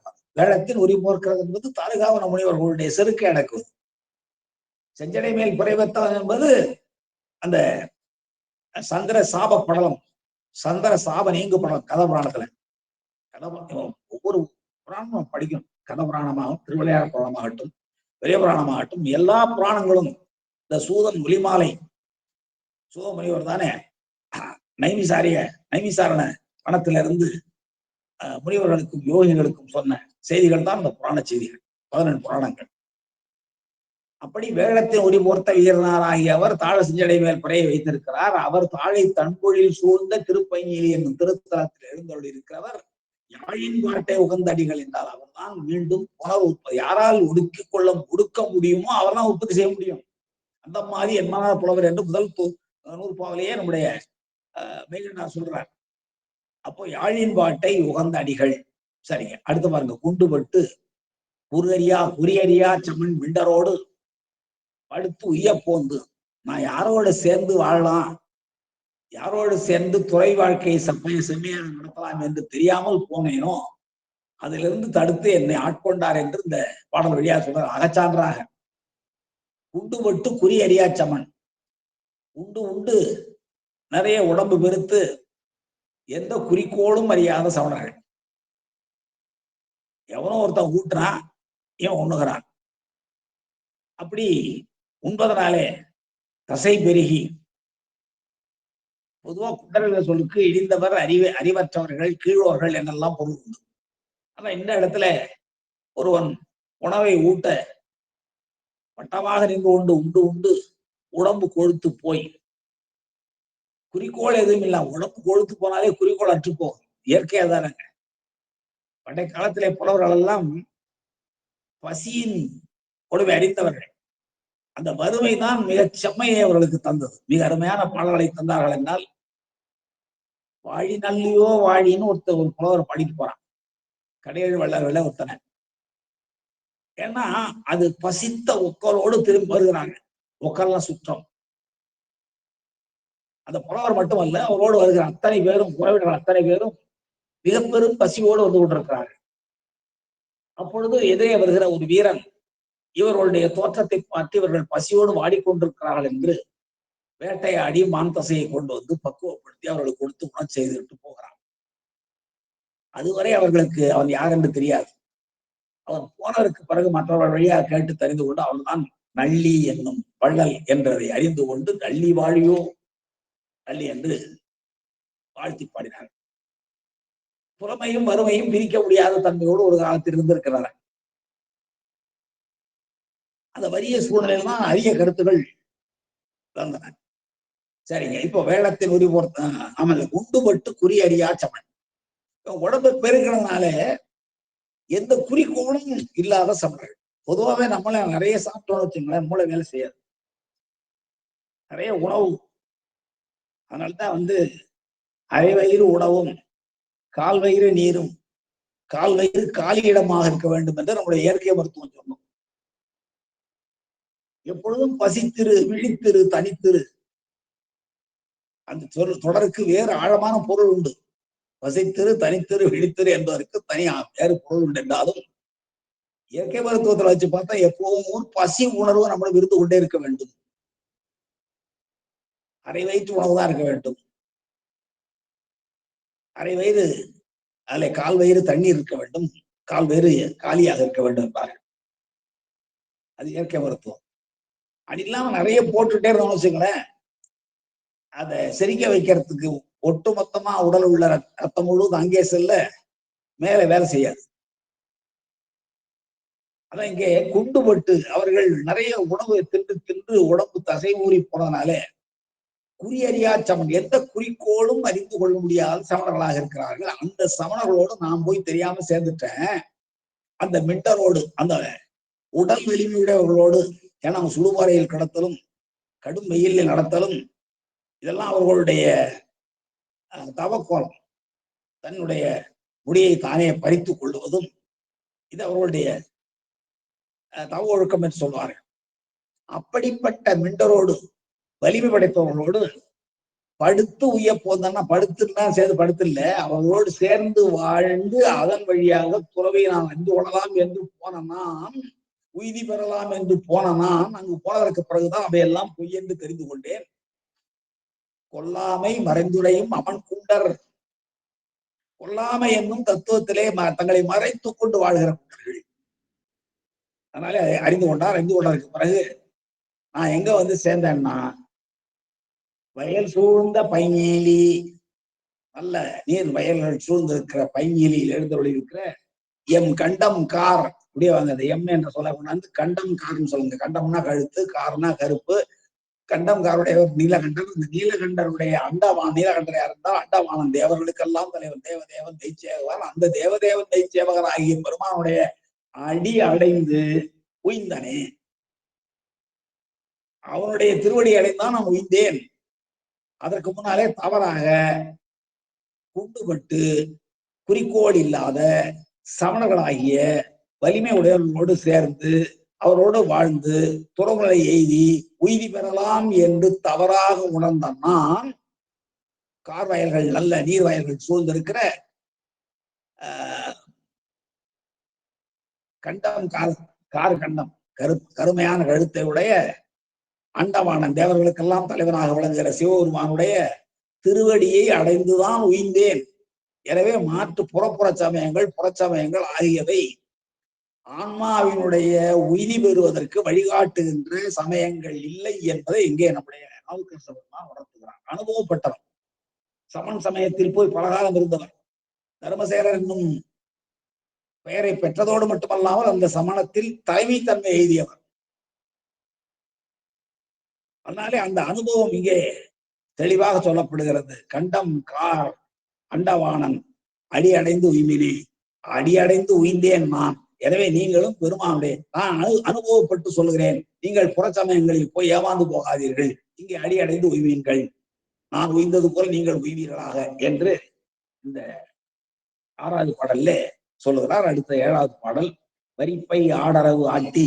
பெருமான் பாம்பாட்டி நமக்கு தெரியும். அன்னைக்கு பாசூர்ல பாக்குற பொழுது கூட திருநாவுக்கரச பெருமானை திருத்தாண்டகத்துல பாசூர்ல கரிகாலனுக்காக பாம்பாட்டியாக பெருமான் வந்தார். சமணர்கள் குறும்பன் என்ற ஒரு சித்தரசன் கரிகாலன் மீது கொண்ட பகை உணர்வின் காரணமாக சமணர்களோடு சேர்ந்து கொண்டு ஒரு குடத்தில் பாம்பை இட்டு மூடி அதை கரிகாலனிடம் அனுப்ப, அதற்குள் பாம்பு இருப்பதை உணர்ந்து கொண்ட பெருமான் கரிகாலனை காப்பாற்ற வேண்டும் என்பதற்காக பாம்பாட்டியாக வந்து பாம்பாட்டினார் என்று அந்த திருப்பாசூர் திருத்தல வரலாறு. அதை இங்க சொல்லப்படுகிற செய்தி பாருங்க. வரிப்பை ஆடு அளவு ஆட்டி, வரிகளையும் நச்சுப்பையினையும் உடைய, கோடுகளையும் நச்சுப்பையினையும் உடைய, ஆடுகின்ற படம் எடுத்து ஆடுகின்ற அரவு ஆட்டி, பாம்பை ஆட்டி, மதகரி உரிப்பை மூடிய, மதகரி மதத்தோடு வந்த, மும்மதம் ஒழுகிற மிக வேகத்தோடு வந்த கரி கரத்தை உடையது கரி யானை. அந்த மதகரி உரிப்புன தோல் மூடிய தன்னுடைய போர்வையாக போர்த்தி கொண்ட உத்தமனார் ஆகிய பெருமான் உரைகின்ற திருப்பைஞீலி திசை தொழுவார்கள். திருப்பைஞீலி என்னும் திருத்தல இருக்கிற திசையை நோக்கி யார் கைகூப்பி தொழுகிறார்களோ அவர்கள் போய் வானவரோடு இனிதாகவே இருப்பார்கள். அவர்கள் இருப்பர். எங்கே போயிருப்பார்கள்? வானவரோடு இருப்பார்கள். எப்படி இருப்பார்கள்? இனிதாக இருப்பார்கள். மிக்க மகிழ்ச்சியோடு வானவர்களோடு இருப்பார்களாம். வேற எதுவும் செய்ய வேணாம். பைஞீலியில் இருக்கிற பெருமானை உள்ளத்தோடு நினைத்து அந்த திசை நோக்கி யாரெல்லாம் கை தொழுகிறார்களோ அவர்களெல்லாம் வானவரோடு தேவர்களோடு, தேவர்கள்னா இங்கே விண்ணுலகம் சிவலோகம் சென்றிருக்கிற அவர்களோடு, என வெறும் சாதாரண இந்த சொற்கலோகம் இல்லை. சொர்க்கம் நரகம் என்பன நாம் செய்கின்ற நன்மை தீமைகளால் ஆன்மாவுக்கு கிடைக்கிற பேர்கள். இது அதை தாண்டியது.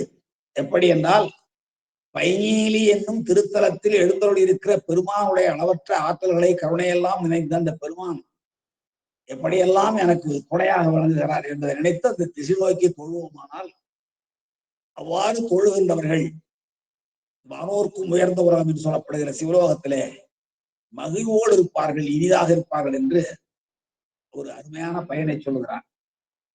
அந்த தலம் இருக்கிற திசை நோக்கி தான் மூர்த்தி தலம் தித்தம் முறையாய் தொடங்கினர். ஒரு வார்த்தை சொல்ல சற்குரும் வாய்க்கும் பராபரமே என்று தாய்மானவர் சொல்வது போல, மூர்த்தியால், தலத்தால், தீர்த்தத்தால் புகழுடைய தலங்களை நாம் வழிபாடு செய்தாலே போதும், திசை நோக்கி வழிபாடு செய்தாலே போதும்.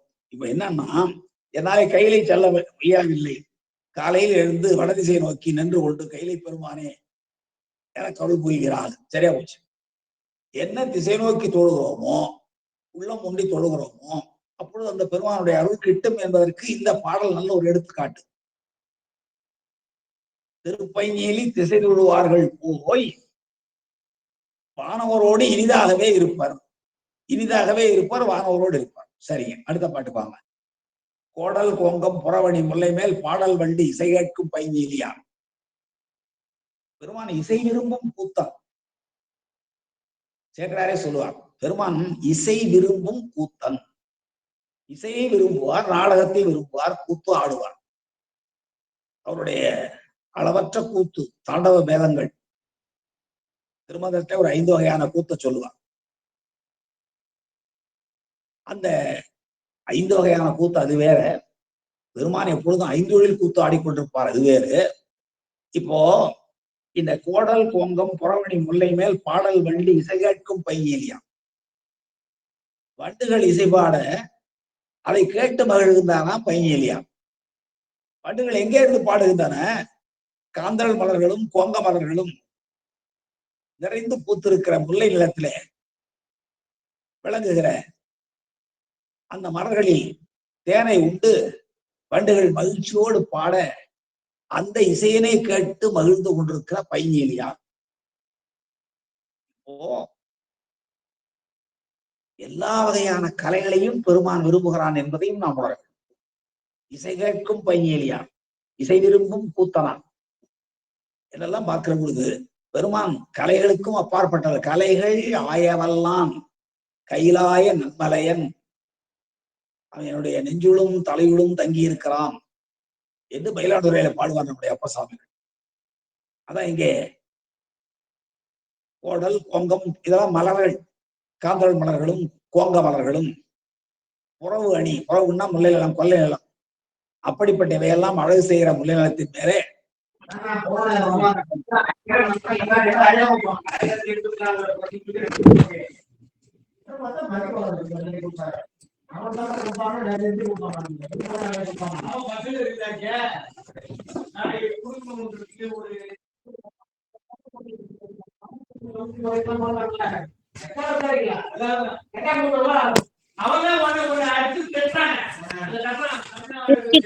கலைச்செல்வியம்மா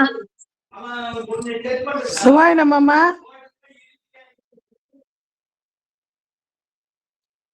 நன்றி. சரி, அப்போ கோடல் கோங்கம் புறவணி முல்லை மேல் பாடல் வண்டு, வண்டு பாடல் வண்டு இசை கேட்கும். ஏன்னா வண்டு எல்லா இசையும் பாடும். அவ்வாறு அந்த இசை கேட்கிற பைநீலி என்னும் திருத்தலத்தில் எழுந்தோடு இருக்கிற பெருமான் பேடும் ஆணும் பிறர் அறியாதது ஓர் ஆடும் நாகம் சைத்தடிகள். அவர் பேடா பெண்ணா, ஆனா ஆனா பெண்ணா அலியா எதுவுமே அறிய முடியாது. நம்ம அடுத்த மாசம் இன்னும் அண்மையிலே பாட இருக்கிற திருவம்பாவை பாடல்ல நாம் பெருமானை பெண்ணாக ஆணாக அலியாக எல்லாம் பாட இருக்கிறோம், பார்க்க இருக்கிறோம். அப்படி வேடும் ஆணும் பிறர் அறியாது. அவர் எப்படிப்பட்டவர் என்று யாருக்கும் தெரியாது. இன்னதன்மையன் என்று அறிவோன்னா எம்மான். அவருடைய வடிவம் மட்டும் இல்ல, அவருடைய தன்மை என்னன்னு அறிய முடியாது. ஆனால் எளிவந்த பிரான், அடியவர்களுக்கு எளிவந்த பிரான். இன்ன தன்மையன் என்றறியோன்னா எம்மான் எனக்கு எளிவந்தவன் நம்பியார் சொல்லுவார். அது போல இங்கே ஒவ்வொரு ஆடும் நாகம் அசைத்தாடிகளே நாம் முன்னாடியே பார்த்தோம். ஆடுகின்ற பாம்பை அசைத்தாடிகள் தான். அவர் பேடோ பெண்ணா ஆனா அலியா என்றும் அறிய முடியாத தன்மையுடையவர் என்று இந்த பைங்கிலியாருடைய நன்மைகளை சொல்லுகிறார். இந்த பாடல் 8வது பாடல்ல. 9வது பாடல்ல காரோலாம் மலர்கொன்றையும் தாரினார். பெருமான் மாலை அணிந்திருக்கிறார். தார் என்றால் மார்பில் அணிவது, கண்ணின்னா தலையில் அணிவது.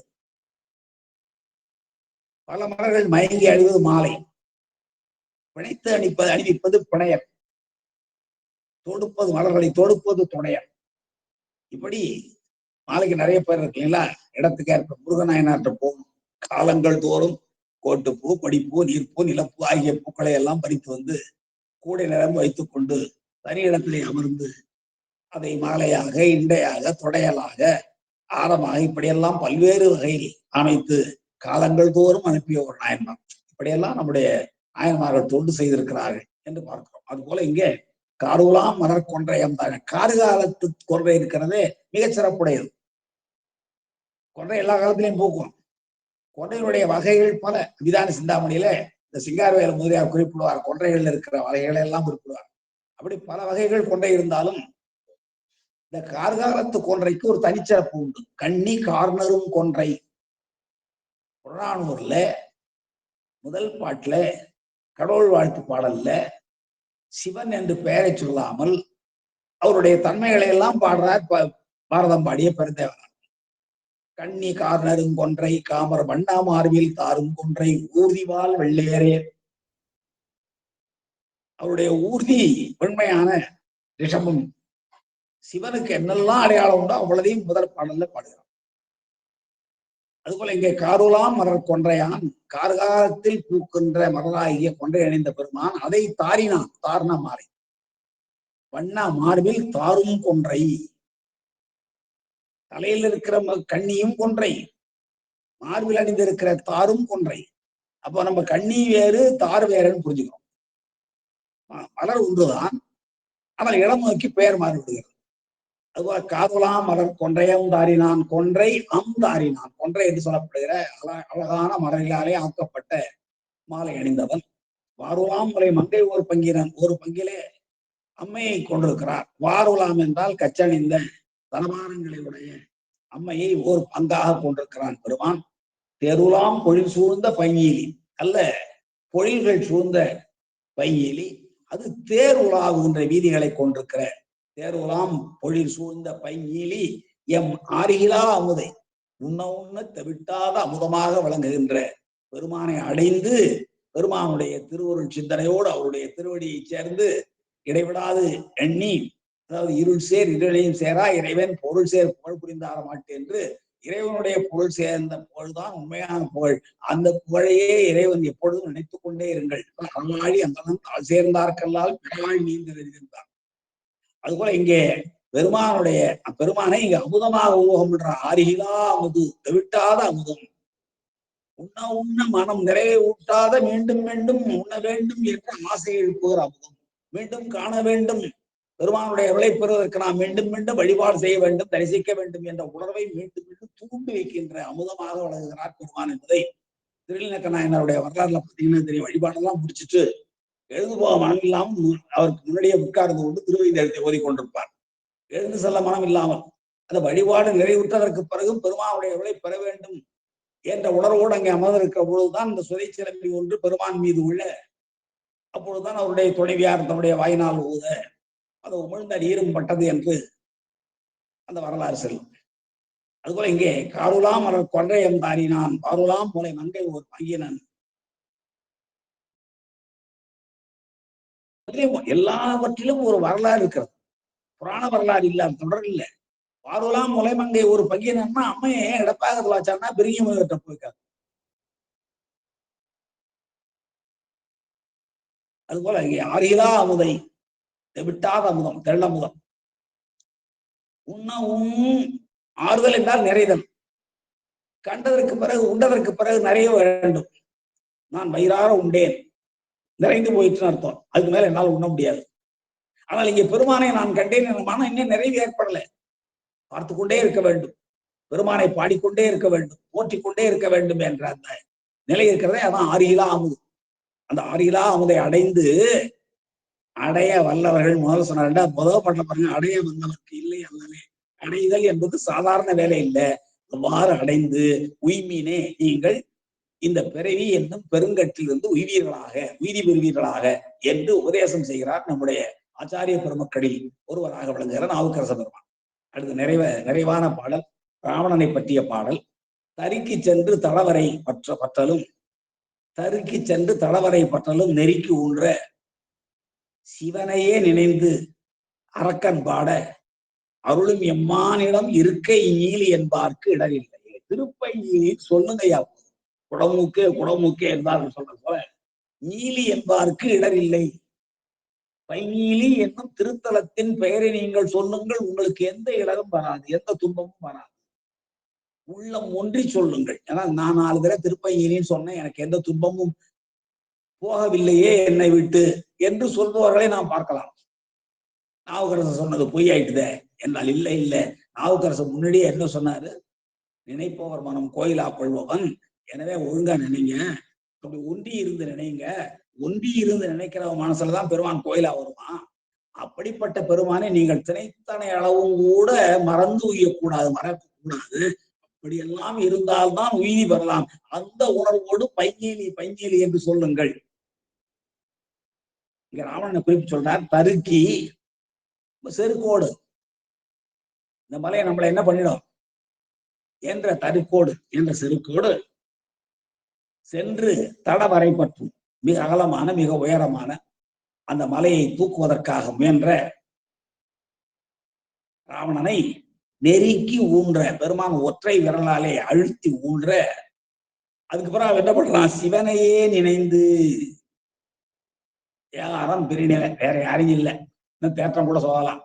சிவனையே நினைந்து அரக்கன் பாட, அரக்கனாகிய ராவணன் சாமவேத கீதம் பாட, அருளும் எம்மான் அப்படிப்பட்ட பாடலை கேட்டு, முதல் பாடல பாருங்க, வண்டு பாடலுக்கே கேட்டு ரசிக்கிற பெருமான் சாமவேதத்திலே நம்முடைய வீணை இசைத்து ராவணன் பாடினால் மகிழ மாட்டாரா? அவ்வாறு பாட அதை கேட்டு அருளும் எம்மான், எம்முடைய தலைவராக பெருமான் எழுந்தருள் இருக்கிற இடமாகிய இருக்கை, இருக்கை என்றால் இருப்பிடம் என்பது பொருள். அந்த இருக்கையில் எழுந்தருள் இருக்கிற நீலி, இருக்கை என்னும் தலத்தினுடைய திருப்பெயர் நீலி என்பது. அந்த நீலி என்பார்க்கு திருப்பை நீலி என்று சொன்னாலே போதும். அவ்வாறு சொல்பவர்களுக்கு இடர் இல்லை, எந்த துன்பமும் இல்லை என்று இந்த பாடல் சொல்லுகிறது.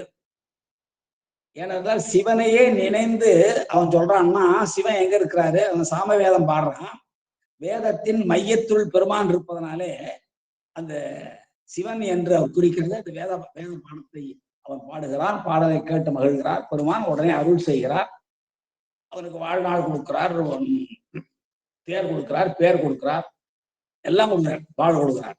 வாழும் நாளும் பேரும் தேரும் என்று சொல்வார்கள். இந்த 4ஐயும் கொடுத்து அருள் செய்கிறார் என்றால், தான் எழுந்தருளிருக்கிற இடத்தை, மலையை அசைத்து அதன் வழியாக தூக்க முயன்றவனையே மன்னித்தருள்கிறார் என்றால், பெருமான் எப்படிப்பட்ட பெருங்கருணை பேராராக விளங்குகிறான் என்பதை நாம் புரிந்து கொள்ளலாம் ராவனுடைய வரலாறு. அதான் மண்டலகத்தில் வாழ்வார்கள் பிடித்தாலும் முன்னணியில் கண்டுகிறான் பெருங்கருணை கைகாட்டும் என்பதை உணர்த்துவதுதான் அந்த 8வது பாடலில் நம்முடைய சேக்கலார் சுவாமிகள் பாடி காட்டுவார். சரிங்க, அடுத்து இந்த திருப்பையிலேயே பிடிச்சுக்கிட்டு அடுத்த தலப்பயணத்தை தொடங்குகிறார். வடதிசை நோக்கி செல்கிறார். நாம் அதைத்தான் பார்க்க இருக்கிறோம். 311வது பாடல், பெரிய புராணத்திலே 311வது பாடல் எடுத்துக்கொள்ள வேண்டுகிறேன். நாதர மருவும் திருமலைகள் நாடும் பதிகள் பல மிகவும் காதல் கூற செஞ்சிறங்கி கலந்த இசை வன் தமிழ் பாடி மாதொர்பாக அருளாலே வடபால் நோக்கி வாகீசர் ஆதிதேவர் அமர்ந்த திரு அண்ணாமலையை நன்னினார். திருப்பைஞீலி எங்கே இருக்கிறது? காவிரியினுடைய வடகரைத்தலம். திருப்பைஞீலியிலிருந்து திருவண்ணாமலைக்கு போகிறார். எவ்வளவு பெரிய நீண்ட பயணம் பாருங்க. அதாவது திருவண்ணாமலை என்பது நடுநாட்டினுடைய வடதிசையில் இருக்கிற பதி, கடைசி பதி. அடுத்தது அங்க தொண்டை நாடு வந்துடும். அவ்வளவு தூரத்துக்கு போயிடாரு நம்முடைய நாவுக்கரச பெருமான். போகிற கூட என்னெல்லாம் பார்த்துட்டு போயிருப்பாரு நல்லா நமக்கு தெரியும். எவ்வளவு நடுநாட்டுல எவ்வளவு தலங்கள் இருக்கிறாங்க, மலையெல்லாம் இருக்குது. அங்க மலை மேலாம் பெருமான் எழுந்தருளி இருக்கிறார். அதெல்லாம் பார்த்துட்டு போறாரு பாருங்க. நாதரும் அருவும், நாதர்னா சிவன் என்பது ஒரு நாத வடிவான பெருமான். அப்படி நாதராக விளங்குகிற பெருமான் மருவும் பொருந்தி எழுந்தருளி இருக்கிற திருமலைகள். போற வழியில எத்தனையோ மலை இருக்குது. ஈங்கோய் மலை இருக்குது, அடுத்த தலம் ஈங்கோய் மலை. அப்புறம் கொல்லிமலை வழியா போறார், அங்க அரப்பளி, அப்புறம் நயினார் மலை, கஞ்சமலை, பச்சைமலை என்று நிறைய மலைகள். அந்த மலைகளில் இருக்கிற பெருமானை எல்லாம் வழிபாடு செய்து கொண்டே போகிறார். பெருமான் முதல்ல எழுந்தருள் இடம் கைலை மலைதானே. மலைகளிலெல்லாம் குன்றுதோறும் குமரன் ஆடுவார்ன்னு சொல்லுவோம். குன்றுதோறும் முதல்ல பெருமானே இருக்கிறார் எல்லா குன்றுகளையும். அதுபோல இங்கே நாதர் மருவும் திருமலைகள், நம்முடைய பெருமான் எழுந்தருள் இருக்கிற பல திருமலைகளை கடந்து செல்கிறார். அடுத்து நாடும் பதிகள், பெருமான் விரும்பி எழுந்தருள் இருக்கிற பதிகள் என்று ஒரு பொருள். இன்னொன்னு நாடுன்னா ஊர்னு தெரியும் உங்களுக்கு. நாடும் நகரும் மற்றொரு கோயிலும் பாடி திரிமின் சிவபெருமான் என்று தேடி திரும்பின் தேடி திரும்பின் தெரிந்தவர் நினைத்து கோயிலா கொள்வனே ஒரு பாட்டு திருமந்தத்துல வரும். அப்ப நாடு நகரம் இடத்துல அந்த இடம் நகரம் என்பது திருத்தலங்கள்.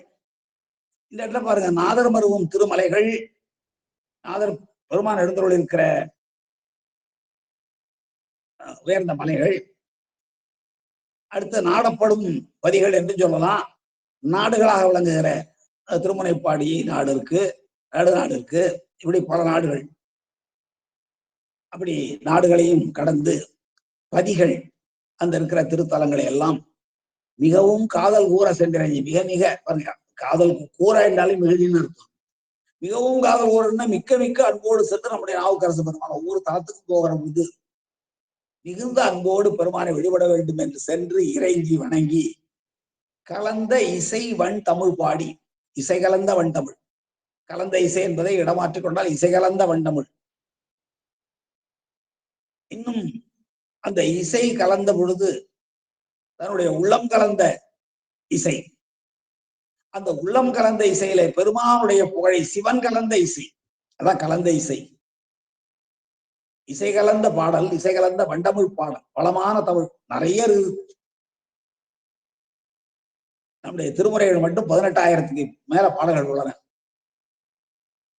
இப்படி எந்த மொழியிலாவது திருமுறைகள், இறை வழிபாட்டு பாடல்கள் இருக்கின்றனவா? ஆய்வதற்குரிய பெரிய விஷயம். ஒரு பாகுபாடு செய்து கொண்டு நம்பியாண்டார் நம்பிகள்லாம் எவ்வளவு பெரிய தொண்டாற்றி இருக்கிறார்கள். திருமுறைகளை எல்லாம் வகுத்து அதற்கு பண்ணி செய்ய வைத்து வகுத்து என்ன அருமையாக தொகை வகை செய்திருக்கிறார். இது நம்முடைய சைவத்தை தவிர 4000 திவ்ய பிரபந்தம் வைணவத்திற்கு இருக்கிறது. இல்ல, இங்க நம்முடைய நம்பியாண்டார் நம்பிகள் தோன்றிய அதே பகுதியில் வாழ்ந்தவர் தான் அந்த நாதமுனிகள். அவர் தான் அங்க துவக்கிறார். என்னாலும் இதை போல அவர் 4000 சரியா போச்சு. இங்க நம்ம 18,000க்கு மேல இருக்கிறது. எண்ணில் அளவு மட்டும் நான் சொல்லல, உண்மையிலே பெருமான் எண்ணில் அடங்காதவர். இப்படி நாதர் மருவும் பெருமலைகளையும் நாடுகளையும் பல பதிகளையும் மிகவும் காதல் கூற சென்றிறங்கி மிக்க மிக்க மிக்க மிக்க அன்போடு சென்று வழிபாடு செய்து கலந்த இசை வன் தமிழ் பாடி, இசை கலந்த வளமான தமிழில் பெருமானை போற்றி பாடி இருக்கிறார். நீங்க பின்னாடி பார்த்தீங்கன்னா அவருடைய நாவுக்கரசருடைய தமிழ், அவர் மொழிவேந்தர் என்று சொல்கிறார், நாவிற்கு அரசன் சொல்கிறோம், நாவிற்கு தனிமன்னர் என்றெல்லாம் சிறப்பித்து சொல்கிறோம் என்றால் அப்படிப்பட்ட வளமான பாடல்களை அவர் பாடியிருக்கிறார். அதான் இசை கலந்த வன் தமிழ் பாடி மாதரபாக நகுலாலே வடவால் நோக்கி, வடதிசை நோக்கி போகிறார். இது இவருடைய உள்ளத்தில் எழுந்த உணர்வின் வெளிப்பாடு மட்டுமல்ல, அந்த உள்ளத்தில் அந்த உணர்வை நிறுவியவர் பெருமான் தான். எந்த ஒரு செயலுக்கும் நான் காரணம் இல்லை என்ற உணர்வு அது. மாதோர் பாகர் அருளாலே, மாதோர் பாகன் பெருமான், அவருடைய அருளாலே தான் வடபால் நோக்கி செல்கிறார், வடதிசை நோக்கி போகிறார். வடதிசை நோக்கி போகிறார். இந்த வடதிசை நோக்கி போவதனாலே இப்ப முதல்ல நடுநாடு தரிசனம் பண்ண போகிறார், அதுக்கப்புறம் தொண்டை நாட்டு தரிசனம் பண்ண போகிறார், திருக்காலத்தில் வழிபாடு செய்ய இருக்கிறார். அது தொண்டை நாட்டுத்தலம் தான். திருக்காலத்தில் இருந்தபடி வழிபாடு செய்கிற பொழுது மற்றவர்கள் எல்லாம் கையிலே அங்கிருந்து பாடினார்கள். அதாவது வடபுலப்பதிகளை, வடநாட்டு திருத்தலங்களை காலத்தில் இருந்தே மற்றவர்கள் பாடினார்கள். ஆனால் நம்முடைய நாவுக்கரச பெருமானுக்கு அங்கே போனவுடன் பெருமானுடைய அருளினாலே நடுநாட்டை தரிசிக்க வேண்டும், தொடைநாட்டை தரிசிக்க வேண்டும், காலத்திலிருந்து புறப்பட்டு மல்லிகார்ஜுனம் செல்ல வேண்டும், மத்திய பைதரம் செல்ல வேண்டும், இந்த துளுவ நாட்டு தாத்தை வழிபாடு செய்ய வேண்டும், பிறகு கங்கை செல்ல வேண்டும், காசி செல்ல வேண்டும், பிறகு அதற்கு மேலே வடதிசைப்புறம் வடதிசை பயணம் நோக்கி சென்று கைலையில் பெருமானை காண வேண்டும் என்ற உணர்வுகள் எல்லாம் உருவாவதற்கு என்ன காரணம் என்றால் பெருமானுடைய அருள்தான் காரணம் என்கிறார். அதான் அங்க மாதோர் பாகர் அருளாலே, பெருமானுடைய அருள். அருள் இல்லை என்றால், பெருமானுடைய அருள் இல்லை என்றால் எந்த செயலையும் செய்ய முடியாது. சில திருக்கோயில்களிலே நம்முடைய சிவாச்சாரியார்கள் சொல்லுவார்கள், நீங்கள் இந்த திருக்கோயிலுக்கு இந்த வந்திருக்கிறீர்கள் என்றால் உங்களுடைய பிறவியில் இந்த திருக்கோயிலுக்கு இன்று நீங்கள் வர வேண்டும் என்ற விதி இருக்கிறனாலேதான் வர முடிந்தது என்று சொல்வார்கள். நிறைய பேர் விதி இல்லாமையினாலே பல அண்மையிலே இருந்தும் கூட வழிபாட்டுக்கு அந்த திருக்கோயிலுக்கு சென்றிருக்க மாட்டார்கள். மிக அண்மையிலே இருந்தும் கூட நம்முடைய எந்த திருத்தலத்தை வேணுமோ எடுத்துக்கொள்ளுங்க. பெரிய தலங்கள்ல லட்சக்கணக்கான மக்கள் இருப்பார்கள். திருக்கோயில போய் வழிபாடு செய்யறவங்க பார்த்தீங்கன்னா குறைவாக நூற்றுக்கணக்கான பேர் தான். அப்ப அவர்களுக்கு அந்த விதி இல்லை. பெருமான அருள் இல்லை. விதி என்றால் இந்த இடத்துல பெருமானுடைய அருள் இல்லை. இவர் என்ன செய்கிறார்? காதல் கூட சென்றிரஞ்சி கலந்த வண்டமிழ் பாடி, இசை கலந்த வண்டமிழ் பாடி, மாதரவாக அருளை பெற்று அந்த அருளினாலே வடவால் நோக்கி, பால் என்பது எங்க இடப்பெயர் தான், வடதிசை நோக்கி வாகீச பெருமானாகிய நாவுக்கரசர் ஆதி தேவர் அமர்ந்த, ஆதி தேவர்னா என்ன? முதல்வர் 3 பேருக்கும் முற்றுமாய் மூவர்க்கும் முதல்வர் தான் சொல்றோம்ல. அப்படிப்பட்ட ஆதி தேவராக விளங்குகிற பெருமான் அமர்ந்த எழுந்தருளி இருக்கிற, விரும்பி எழுந்தருளி இருக்கிற திருவண்ணாமலையை நன்னினார். திருவண்ணாமலை என்னும் திருத்தலத்தை சென்றடைந்தார் என்பது இந்த பாடல். இது திருவண்ணாமலை என்பது நடுநாட்டினுடைய கடைசியில் இருக்கிற தலம். அதுக்கு அடுத்தது நம்ம தொண்டைநாட்டு தான் போகணும். இப்ப பெருமான் அருள் செய்தனால இவர் என்ன தொண்டை நாட்டு பயணம் செய்ய இருக்கிறார்.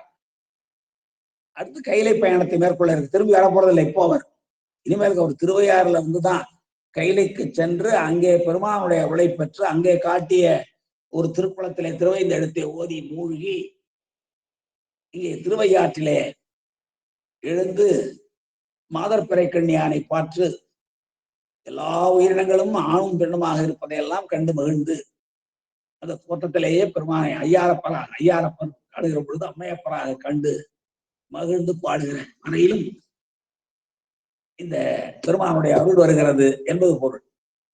மாதர்பாகர் அருளாலே வடமான் நோக்கி வாகீசர் ஆதிதேவர் அமர்ந்த திரு அண்ணாமலையை நன்னினார். அண்ணாமலை என்றால் யாராலும் நெருங்க முடியாத மலை என்பது பொருள். அண்ணுதல் என்றால் நெருங்குதல், அண்ணாமலை என்றால் நெருங்க முடியாத மலை. அப்படியே நெருங்க முடியாத மலையாயிற்று என்றால் அது நெருப்பு மலை. நமக்கு எல்லாம் அவருடைய வரலாறு தெரியும். இந்த 2 பேரும் தேடினார்கள். பெருமான் தழல் தூணாய் நின்றார். தழல் தூணாய் நின்றவர் பெருமான் முதல்ல அவர்களாலே அண்ண முடியாத மலையாக இருந்தது. அந்த அண்ண முடியாத மலையை பின்னாலே மக்கள் எல்லாம் அண்ண வேண்டும் என்பதற்காக அணி அண்ணாமலையாக மலையே பெருமானாக ஆயிற்று. அதன் பின்னாலே லிங்க வடிவம் பெருமான் எடுத்து அங்கே விளங்குகிறார். அதுதான் திருவண்ணாமலையுடைய 3 நிலைகளை நாம் பார்க்கிறோம். அந்த திருவண்ணாமலையை பற்றிய செய்திகளை மட்டும் ஒரு சுருக்கமாக பார்த்துவிட்டு நாம் அடுத்த வகுப்பிலே அந்த திருவண்ணாமலை பதிகங்களை பெருமான் பாடுகிறார் அல்லவா. செங்கண் விடையார் திருவண்ணாமலையை தொழுது என்று தொடங்குகிற அந்த பாடல்ல என்னெல்லாம் பதிகம் பாடியிருக்கிறார் என்பதை நாம் பிறகு சிந்திக்கலாம். அண்ணாமலை என்று ஒரு அற்புதமான தலம். சில தலங்களை பற்றி சுருக்கமாக சொல்லிவிட முடியாது. திருவாரூர், திரு ஆனைக்கா, திரு அண்ணாமலை, திருத்தில்லை, திருக்காலத்தி, திருக்காஞ்சி, இந்த தலங்கள் எல்லாம் நம்முடைய சிந்தனைக்கு அப்பாற்பட்டது, நம்முடைய எல்லைக்கு அப்பாற்பட்டது. இவ்வளவுதான் என்று அந்த தலங்களுடைய பெருமையை வரையறை செய்து சொல்லிவிட முடியாது.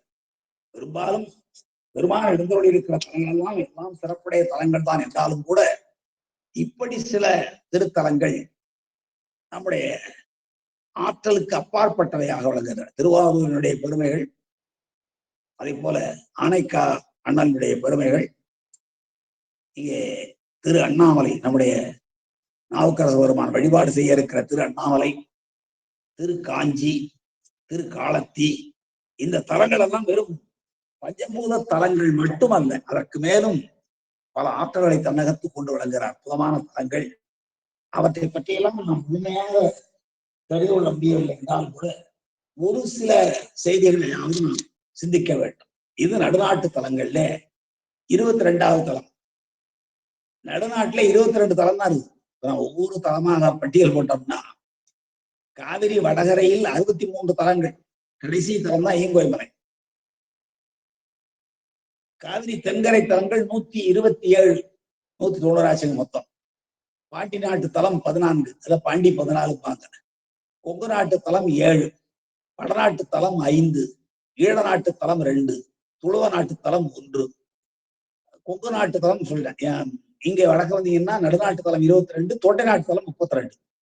மொத்தம் 274 திருத்தலங்கள் பாடல் பெற்ற தலங்கள் என்று வரையறை செய்து வைத்திருக்கிறார்கள். இப்ப பாடல் பெற்ற தலங்கள் தான் வழிபாட்டுக்குரிய தலங்களா என்றால் நிச்சயமாக இல்லை.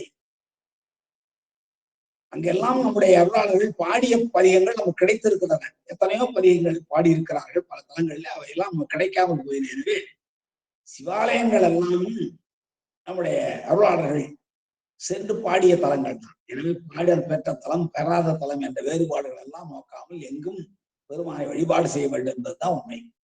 அந்த வகையில இங்க திரு அண்ணாமலை திருவாசகத்தலம் கூட இப்போ இன்னொரு சில நாட்கள்ல மார்கழி பிறக்க இருக்கிறது. அப்போ அந்த திரு ஆதிரை திருநாளுக்கும் 10 நாட்களுக்கு முன்பாக நம்முடைய மணிவாசக பெருமானது திருத்தலத்துக்கு செல்கிறார். மகளிரெல்லாம் நீராடச் செல்கிறார்கள், நோன்பு மேற்கொள்வதற்காக நீராடச் செல்கிறார்கள். அந்த காட்சியை கண்டு அந்த 20 பாடல்களிலே மணிவாசக பெருமான் திருவண்ணாமலையினுடைய சிறப்புகளை எல்லாம் மிக அருமையாக பாடியிருக்கிறார். பெருமானுடைய சிறப்பு, மகளிர் நீராடருடைய சிறப்பு, பொய்களினுடைய சிறப்பு, அடியார்களுடைய உயர்வு, இவற்றையெல்லாம் நாம் அந்த 20 பாடல் வழியாக சிந்திக்கிற பொழுது மிக அருமையாக நாம் உணர முடியும். அதுபோல இங்கே திருவாசக தலமாகவும் அது விளங்குகிறது. இந்த மூவர் பாடியதோடு மட்டுமல்லாமல் மிக மூவராலும் பாடப்பட்டதுல ஒன்றும் சந்தேகம் இல்லை. அதுக்கு மேல அந்த ஞானசம்பந்த பெருமானுடைய 2 பதிகங்கள், நாவுக்கரச பெருமானுடைய 3 பதிகங்கள், மணிவாசக பெருமான் இந்த திருவண்ணாமலையில் பாடியிருக்கிற பதிகம், இப்படியே நிறைய செய்திதான். அது எப்படியெல்லாம் இந்த திருக்கோயில் காலப்போக்கில் வளர்ச்சி அடைந்தன அது என்பதையெல்லாம், கோபுர வழிபாடுகள், கோபுரங்கள் எல்லாம் எவ்வாறெல்லாம் கட்டப்பட்டன, எப்படி அது அருணகிரிநாதரோடு தொடர்புடையது, அடிமுடி தேடிய வரலாற்றோடு தொடர்புடைய தலம், நினைத்தாலே முத்தி தரும் தலம், அதாவது பிறக்கமுத்தி திருவாரூர் என்றும் இறக்கமுத்தி காசி என்றும் தரிசிக்க முத்தி தில்லை என்றும் சொல்வது போல நினைத்தாலே முத்தி தரும் தலம் திருவண்ணாமலை. அதை நம்ம சைவ எல்லப்பனாவலர் என்பவர் அருணாசல புராணம் என்று ஒரு தலபுராணம் பாடியிருக்கார். மிக அருமையான தலபுராணம். எப்படி நம்ம மீனாட்சி சுந்தரமூர்த்தி அவர்கள் பாடிய நாகை புராணம் மிகச் சிறப்புடையதோ அதே போல சைவ எல்லப்பனாவலர் பாடிய அருணாசல புராணம் என்பதும் மிக அருமையான தலபுராணம். அதிலே தில்லையில் காண அவர் எழுதுறார், எல்லப்பனாவலர் தில்லையில் காண அர்த்தம் தரிசிக்க முத்தி, காசியில் இறக்க முத்தி, சிறக்கும் ஆரூர் தனில் பிறக்க, சிறப்புடைய ஆரூர்ல பிறக்க முத்தி, எல்லையில் பெருமை அருணையை நினைக்க, எல்லையற்ற பெருமை உடைய அருணை என்றால் திருவண்ணாமலை, அதை நினைச்சாலே போதும் எய்தலாம் முத்தி என்று சைவ எல்லப்பனாவலர் அவர்கள் அருணாசல புராணத்தில் மிக அருமையாக பாடியிருக்கிறார். அந்த திருத்தலத்துக்கு இவர் பாடிய அருணாசல புராணம் மட்டுமல்லாமல் மறைஞான தேசிகர் என்பவர் இயற்றிய அருணகிரி புராணம் என்ற ஒரு புராணம் இருக்கிறது.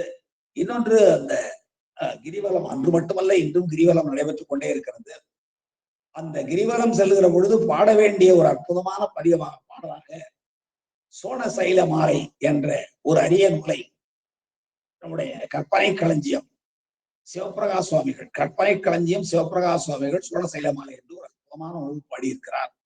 அது அந்த கிரிவலம் செய்கிற பொழுது பாட வேண்டிய ஒரு நூல் என்று சொல்வார்கள். இப்படி நிறைய வரலாற்று குறிப்புகளை, அருணகிரிநாதருடைய வரலாற்று குறிப்புகளை கூட உண்டு. அங்கே அம்மணியம்மாள் கோபுரம், கிளி கோபுரம், வல்லாளதேவன் கோபுரம், வல்லாளதேவன் சுவாமியே ஒரு நாள் சிரார்த்தம் பண்ணுவார்.